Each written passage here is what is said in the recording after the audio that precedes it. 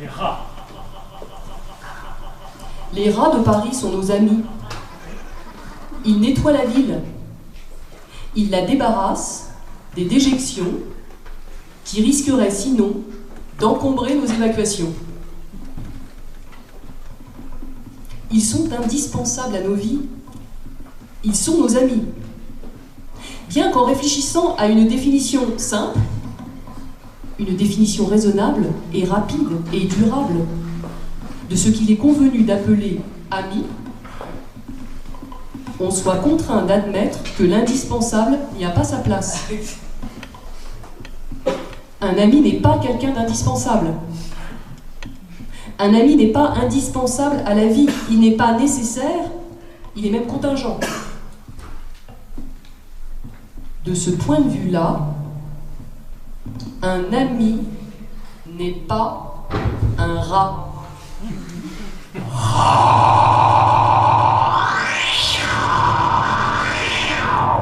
Et le rat, peut-être, n'est pas notre ami. Il faut donc reprendre depuis le début, corriger, préciser. Les rats de Paris ne sont pas nos amis. D'une part, parce qu'ils sont indispensables. D'autre part, les rats, d'autre part, ne sont pas nos amis parce que ces rats-là, les gros rats gris des grosses villes comme Paris, nous font peur. Surtout quand ils apparaissent par surprise sur les éviers de nos cuisines. On a peur de ne pas être à la hauteur, d'être dominé par l'intelligence supérieure qu'ils manifestent. On la voit dans leurs yeux, dans leurs moustaches, dans leurs museaux fouineurs qui se tendent vers nous et nous menacent. On a peur des rats de Paris. On a peur des rats de Paris. Ce n'est pas une raison pour affirmer que les rats ne sont pas nos amis. Il arrive en effet que nos amis aussi nous fassent peur. Ils peuvent, dans certaines circonstances, qu'on n'imagine pas à l'avance, parce qu'on a la faiblesse de croire qu'aucun changement ne surviendra. On a la faiblesse de craindre les changements comme la peste, et la peste, c'est ce qu'on croit, ce sont les rats qui nous la transmettent. Nos amis peuvent devenir nos ennemis. Pareil pour les rats. Les rats sont nos amis et du jour au lendemain, ils deviennent nos ennemis. Bien que les chercheurs travaillent minutieusement sur leur comportement en leur fixant des électrodes directement sur le cerveau, aucun signe avant-coureur ne nous avait avertis de l'imminence d'une telle métamorphose. Nos amis qui deviennent nos ennemis et les rats aussi qui deviennent nos ennemis, qui étaient nos amis. La science des rats n'est pas si aboutie qu'elle puisse offrir un parfait contrôle de leur population. 5 millions. 5 millions de rats circulent sous nos pas, dans les tuyaux, boyaux, évacuation, canalisation, égouts, tunnels, cloaques, marais, métro, dont s'énorgueillit la ville de Paris.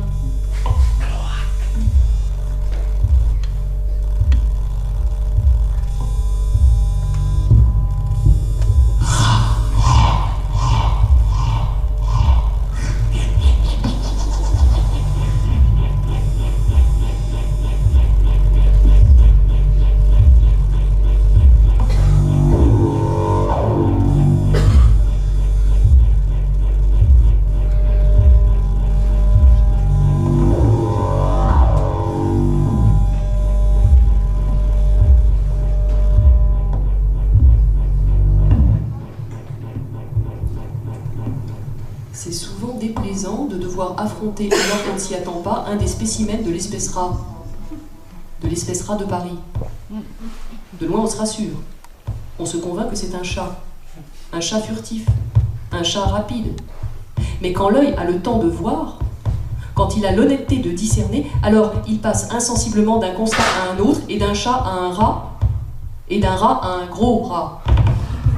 Un très gros rat. Et entre l'œil et l'esprit, il y a la place pour se souvenir que le rat est notre ami. Même si on a conscience de la réversibilité de l'amitié, quand elle se fonde sur l'affrontement des intelligences, le rat est notre ami. Le rat est notre ami. C'est grâce à lui que dans Paris, les déchets sont éliminés. Les tonnes de déchets que chaque jour nous déversons dans des veines pour nous débarrasser de l'idée même de l'ordure quotidienne. Les rats sont là pour nous empêcher de penser, pour tenir certaines idées sales en respect. D'où leur utilité. Les rats nous empêchent de penser que Paris, sous nos pieds, est troué, labyrinthique, bouché, que Paris, sous nos pieds, est tissé de boyaux orduriers. C'est pourquoi nous sommes si dégoûtés de les apercevoir lorsqu'ils s'échappent en courant des poubelles vertes et familières, que dès la nuit tombée, les employés municipaux de services techniques de la ville de Paris renversent sur leurs camions verts dans un grand fracas mécanique. Les voir en effet serait comme voir le diable, voir ses idées, voir ses propres déchets, voir ses amis devenus ennemis se déverser dans les tuyaux étroits des souterrains parisiens.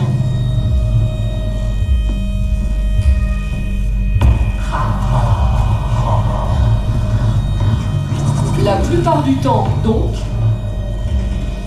bien qu'il constitue une population indispensable au bon entretien de notre ville, et que les égoutiers de Paris, chaussés de longues guêtres et vaccinés contre toutes sortes de maladies qu'on croyait disparues depuis des lustres, leur distribuent à intervalles réguliers des produits toxiques destinés à les stériliser, la plupart du temps donc, un couple de rats, sachez-le, un couple de rats étant à l'origine, sachez-le, par l'effet conjugué de la fornication et de la multiplication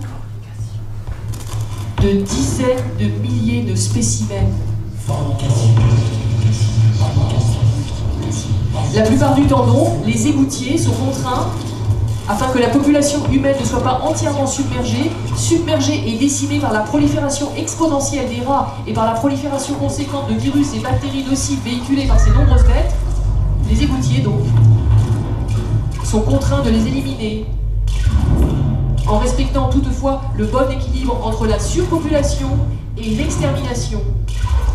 Le risque étant d'éliminer trop radicalement une espèce dont l'utilité ne fait désormais plus de doute.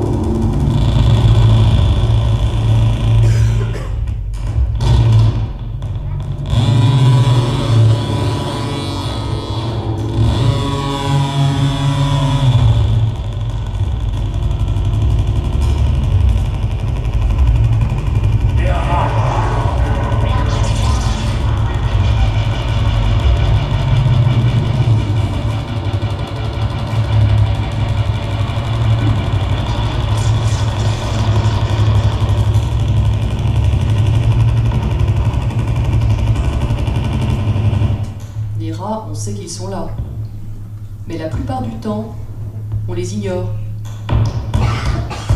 On fait comme s'ils n'existaient pas. On fait comme si les rats de Paris n'avaient pas droit de cité dans leur propre ville. Comme si leur irruption intempestive sur les chaussées était une exception, un scandale, une contradiction dans les termes. Bien qu'on ne connaisse pas exactement les termes de la contradiction, mais tout en les ignorant, en les craignant, en les méprisant, on ne peut se retenir.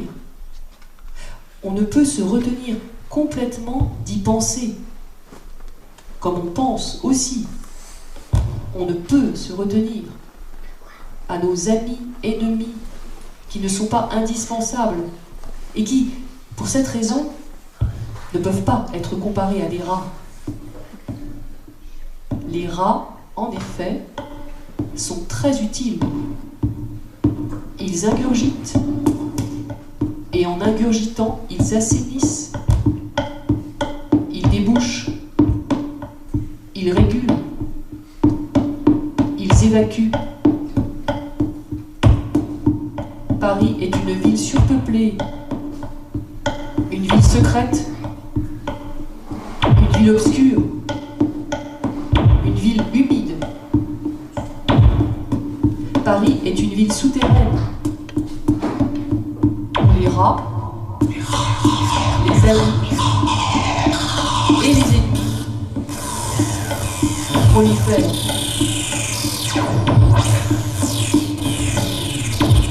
Paris est une ville surpeuplée, une ville secrète, une ville obscure, une ville humide.